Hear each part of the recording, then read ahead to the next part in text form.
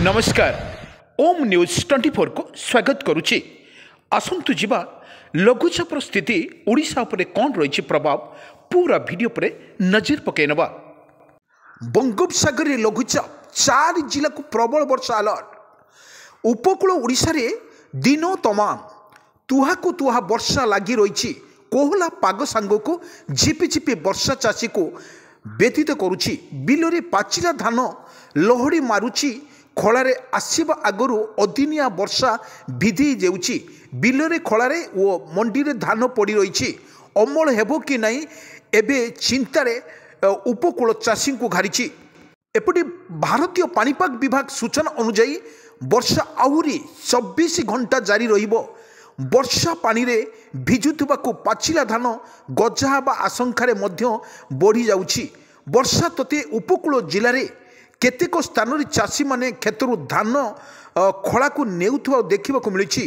बंगोपसागर रे सृष्टि होतुवा लघुचाप जगु उपकूलवर्ती जिला गुड़िक वर्षा सांग को कोहला पाग लगी रही। मेघुआ पाग जगु दिन में तापमात्रा 5 रु 6 डिग्री ह्रास पाउछि। शीत और वर्षार जनजीवन प्रभावित हेउछि। राज्यर विभिन्न जिले में अधिकांश मंडी रे अमल धान खोला आकाश तले थिबारु नष्ट होबा आशंकार को देखा देछि। भुवनेश्वर आंचलिक पाणीपाग विज्ञान केन्द्र सूचना अनुसार गुरुवार शुक्रवार एवं दक्षिण आभंतरीण ओडिशा रे केन्दुझर मयूरभंजर प्रबल वर्षा रेकर्ड करा जायछि।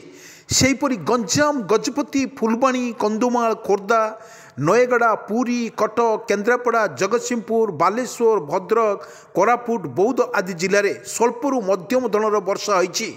किंतु खोर्धा जिले में सर्वाधिक 40 मिली वर्षा होता बेले पारादीप रे 27.8 जगतसिंहपुर 11.1 मिलीलीटर रेकर्ड करा जायछि। किंतु तेबे शनिवार गंजाम गजपति केन्द्रापड़ा जगतसिंहपुर रे प्रबल वर्षा नहीं येलो वार्निंग जारी करा जायछि। पाणीपाग विज्ञान केन्द्र मत्स्यजीवी को समुद्र मध्य को न जावाक परामर्श दी जायछि। 22 तारीख रे गंजाम गजपति केन्द्रापड़ा जगतसिंहपुर आदि जिले में प्रबल वर्षा नहीं पाणीपाग केन्द्र पक्षर पूर्वानुमान करा जायछि। मयूरभंज केन्दुझर ढेंकानाल आदि जिले में घड़घड़ी सह हल्का वर्षा होई पारे। यह परठारु 27 तारीख पर्यंत राज्य में पाग प्राय सुखिला रहिबो। किंतु आसंता 3 दिन पर्यंत राति रे तापमात्रा विशेष परिवर्तन न हेले मध्य 24 तारीख ठारू तापमात्रा 2 रु 4 डिग्री सेल्सियस ह्रास पाई पारे। एपटे कोजेछि अवपात परिणत हेब लघुचाप। रविवार सकाळ जाए एई जिले में बर्षिब वर्षा एवं जहाँपर राज्य में अधिकांश जिले में रागी रही।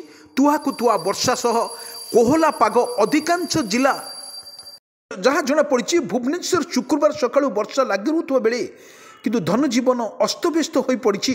दक्षिण बंगोपसागर सृष्टि होता लघुचाप अवपात परिणत होबार क्रमे यह पश्चिम केन्द्रीय बंगोपसागर आंध्र उपकूल केन्द्रीभूत हो रही। किंतु लघुचाप प्रभाव में विभिन्न स्थान में वर्षा लगी रुवा बेले शनिवार डिसेम्बर 21 तारीख उपकूल आभ्यंतरण ओडिशा रे वर्षा प्राय लगी रही। एने भुवनेश्वर आंचलिक पाणीपाग विभाग पक्षर सूचना दी जायछि। 4 जिला केन्द्रापड़ा गंजाम गजपति जगतसिंहपुर को वर्षा येलो वार्निंग जारी करा जायछि। एहा सह मयूरभंज केन्दुझर जाजपुर ढेंकानाल भद्रक वर्षार संभावना लगातार भाव में वर्षा रही। एवं अन्य पक्ष देखा गले पाग कोहला सह मेघुआ पाग कर रखी। 2 दिन राज्यर विभिन्न स्थान में वर्षा संभावना थिबा बेले 19 जिले में हल्का मध्यम धरणर वर्षा एवं जात लगी रही।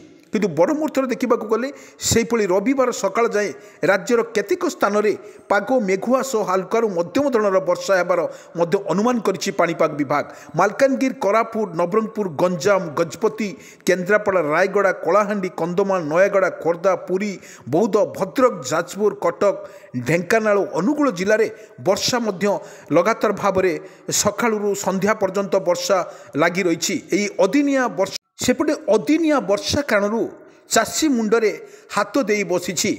अनेक स्थान में धान गछ सबू बिलरे पड़ता बेले बिक्री पाई धान ଖଳାରେ ଭିଜୁଛି। ଏଥିପାଇଁ ଚାଷୀ ଚିନ୍ତାରେ ବସିଛି।